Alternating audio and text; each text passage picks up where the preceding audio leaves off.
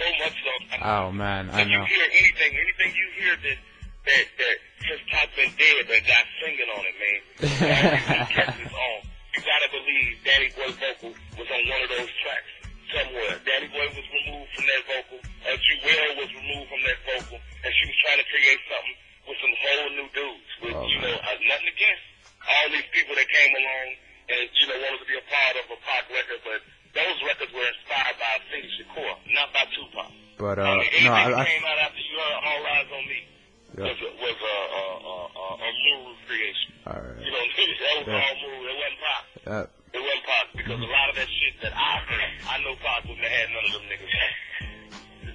Yeah. And some of those songs, right, and they removed the originality from what we instilled in those songs. Yeah, they. Some of those songs were sped up and tweaked out, and They actually took a lot out of what I think Pac intended when Amura came around, and I mean, again, a lot of them were quality songs. A lot of them, I bumped today, but I mean, it's just I always wanted to hear, and hopefully we still get to hear now that we got Laura Lavie.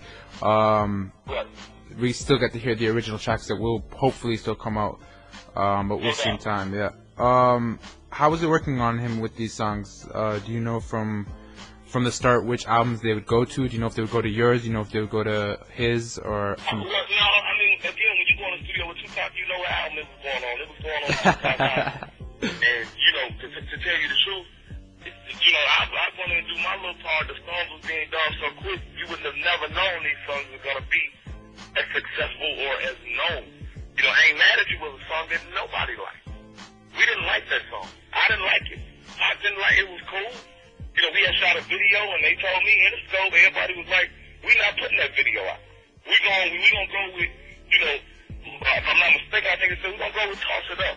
It wasn't until the day after Tupac died to the producer of the video, the director of the video, sent down the reel down to Las Vegas, and we had a chance to watch that I Ain't Mad at You video. It was my first time seeing it. I was watching that video on television 2 days after his death, and to see Pac in heaven in the heaven scene, and the Red Fox lookalike dude telling him, you gotta earn your wings. It was like a whole different. It was like a spiritual thing right then and there was my spiritual connection, because it was like dude had shot what he was gonna be a part of. Yeah. Songs like Too Late Playa, you recorded with Pac, Hammer Came, Nutso. Quality song, crazy song. Could you tell us about the vibe in the studio while making it? The vibe was incredible, man, because again, at that time, man, we had what we wanted. We wasn't sitting around, I don't give a damn what no other nigga say. We wasn't sitting around looking for a meal, or we wasn't sitting around looking. We had what we wanted. That studio, if we wanted women in there, the women was there. We wanted food, the food was there. If we wanted to just stop recording and go to the leads, that's what we did. So, at that time, the vibe was incredible, man. We was making hits. Not only was we making hits, we was partying at the same time. And those are two hard things to put together, partying and making hits. It's hard to make a hit and party at the same time because most people get distracted and party harder than they make a hit. Yeah. And we didn't do that, man. It was like our partying, it showed in our music. Everything that you heard niggas rapping about, everything you heard us singing about, we were doing.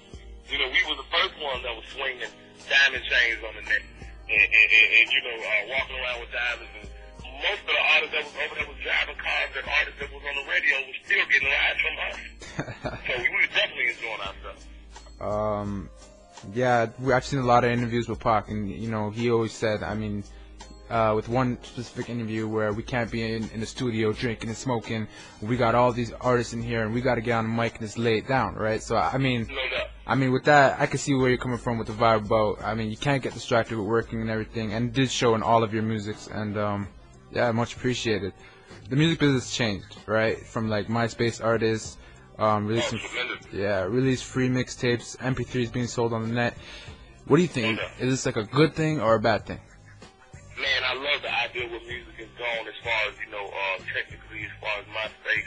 I am an avid MySpace fan. I ain't got my MySpace tattoo, but it's on the way. I have YouTube on my ear, something like that. Because, I'm really into it. The YouTube and the things like that.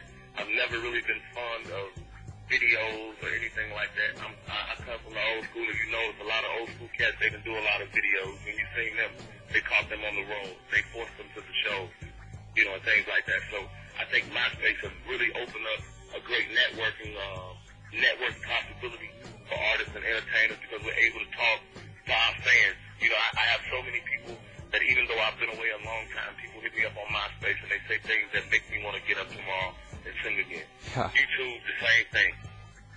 With MySpace right now and with YouTube and just with the whole net together, do you feel music is where it is right now because of it, or because I always felt like back in the day, you know, you had to, you know, make a tape, you know, and swing it across the state if you wanted to. Right, and swing it. Yeah. So like it's a whole other. These dudes are where they are because of MySpace and YouTube. The Soulja Boys and all those dudes. Yeah. And what I love about it is when you log on to MySpace, it'll tell you you got 990,200 and something people in your network. Yeah. You know what I'm saying? Your network has gotten bigger. You ain't got to go hit a lot of hands with promo CDs like you did back in the day in records. Like you did back in the day. And the street teams ain't got to really work as hard because, you know, if people feel you, all they got to do is get your name, MySpace you up, Twitter you up, YouTube you up, and you build relationships, especially if you're one of those real people that's hitting those people back. Could you talk about the DeathRow I Wide Awake situation? How do you feel about the plan to release Tupac's albums, like the full original work? The DeathRow Wide Awake? Yeah.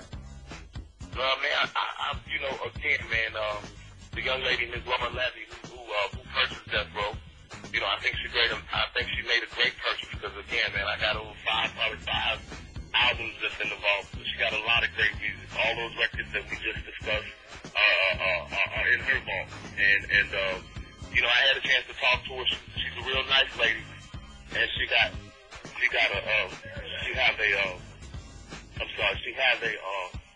has a whole lot of great music, and she's been through a lot of stuff in the music industry, so I think she's gonna do well with it. Okay.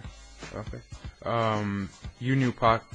Would he care today if he came back? Would he care about, you know, his music being released, remixed the way it is and the way it's being put out right now? Oh yeah, I know he would. I know he would be a little disturbed. You know, and a lot of people. So, right now, how many unreleased songs are there in the vault with DeathRow with Danny Boy? Oh man, unreleased songs that lady got up on me at least 100. Oh. At least 100. Wow. And that's minimum. And it ain't maximum. So, and most of those are some of those with Pac. I got some Pac songs that I've done. Me and Mary J got songs. Casey and JoJo, we got songs together. I mean, you know, at that time, I was working with whatever producer that was around that was hot at that time. I definitely had worked with them, from the Dallas Austin to the Babyface, you know, to the producers of the group Portrait. I mean, every group that was around, I did have an opportunity to work with them. Roger and Zap, you know, they produced a lot of songs on me, so I was able to work with almost everybody at that time. So it's definitely a lot of great music that you got to know about. Do you know when, have an idea of when that music might be coming out? When I talked to her, she said she definitely would like to put it out. And you know, it's hers. She can put it out when she want to put it out. But the only thing that's going to make it work is me being a part of it. You can put it out all day. And the only way that I'm going to be a part of it is if I'm done right, if I'm paid for what I've done.